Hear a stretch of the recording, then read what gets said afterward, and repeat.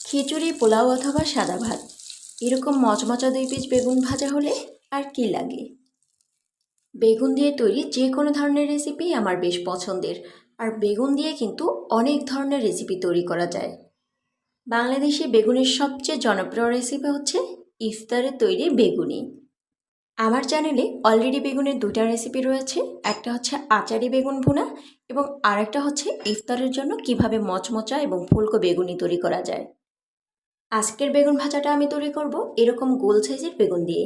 Basically গোল সাইজের বেগুন দিয়ে বেগুন ভাজলে এটা কিন্তু দেখতে যেমন সুন্দর লাগে, খেতেও ভালো লাগে।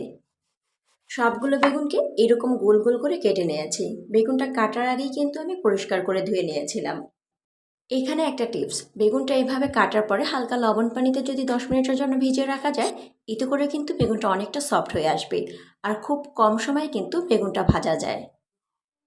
এখন বেগুনের টুকরোগুলোকে আমি ম্যারিনেশন করে নিচ্ছি। এর জন্য 1/4 টিস্পুন করে দিয়েছি লবণ, হলুদ গুঁড়া এবং মরিচের গুঁড়া।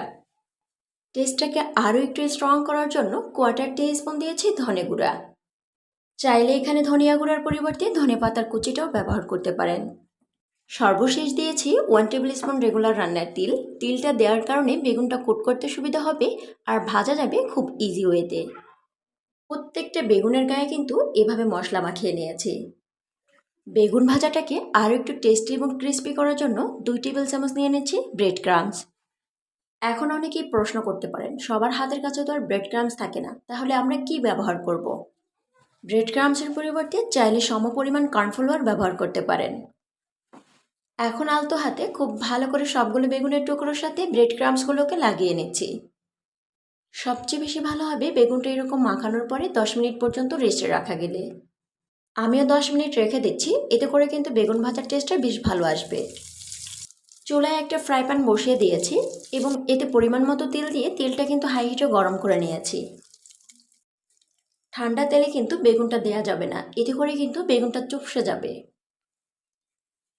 এখন একটি ঢাকনা দিয়ে চুলার আঁচকে একদম মিডিয়াম থেকে লোতে রেখে বেগুনগুলোকে 3 থেকে 4 মিনিটের জন্য ভেজে নিচ্ছি।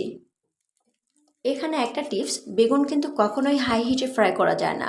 খুব তাড়াহুড়া করে বেগুন ভাজতে গেলে কিন্তু বেগুনের টেস্টটা ভালো আসে না, আর তাছাড়া বেগুনের কালারটা নষ্ট হয়ে যায়। ঢাকনাটা তোলার পরে বেগুনগুলোকে কয়েকবার এপিট ওপিট করে উল্টে পাল্টে এরকম ব্রাউন কালার করে ভেজে নিয়েছি।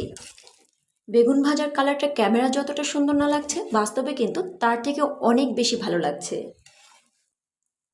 দেখে নিশ্চয় বুঝতে পারছেন যে বেগুন ভাজার কালারটা কতটা স্ট্রং এসেছে আর এতটাই সফট হয়েছে, মুখে দিলেই কিন্তু সাথে সাথে মিলিয়ে যাবে। বেগুন ভাজার টেস্টটাকে আরও একটু স্ট্রং করতে চাচ্ছি। এর জন্য একই তেলে আমি 7-8টি কাঁচামরিচ ফালি দিয়েছি আর দিয়েছি 1 কাপ পেঁয়াজ কুচি। এখন এগুলোকে লালচে ব্রাউন হওয়ার আগ পর্যন্ত ভেজে নিতে হবে। ব্রাউন কালার আসার পরে দেখতে কতটা সুন্দর লাগছে, তাই না? এখন এই কাঁচামরিচ এবং পেঁয়াজের ফোড়নটাকে বেগুনের উপরে খুব ভালো করে ছড়িয়ে দিতে হবে। এতে করে বেগুন ভাজাটা দেখতে যেমন আকর্ষণীয় লাগবে, খেতে তো কথাই নেই। এই সুন্দর রেসিপিটি বাসায় কিন্তু অবশ্যই একবার ট্রাই করে দেখবেন। নর্মালি বেগুন ভাজা তো খাওয়া হয়ই, তবে আমি আশা করছি আমার রেসিপিটি ফলো করে এইভাবে একবার বেগুন ভাজা বাসায় ট্রাই করবেন। এরকম সুন্দর, সহজ এবং সুস্বাদু রেসিপি পেতে অবশ্যই দিলশাহারাজ ওয়ার্ল্ডের সাথেই থাকবেন। আপনারা দেখছিলেন দিলশাহারাজ ওয়ার্ল্ড। ভিডিওটি ভালো লাগলে একটি লাইক করবেন এবং চ্যানেলটিকে সাবস্ক্রাইব করে পাশে থাকার আমন্ত্রণ করছি। আবারও দেখা হবে নতুন কোনো এপিসোড নিয়ে। ততক্ষণ পর্যন্ত ভালো থাকবেন, সুস্থ থাকবেন।